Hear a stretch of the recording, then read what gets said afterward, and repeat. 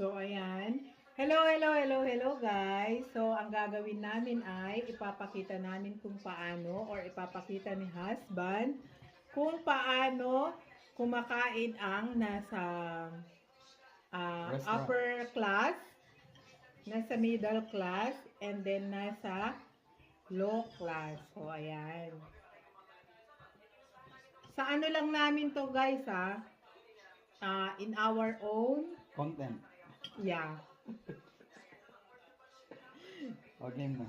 Okay, so ang unang ipapakita namin ay kung paano kumain yung nasa upper High class or high class.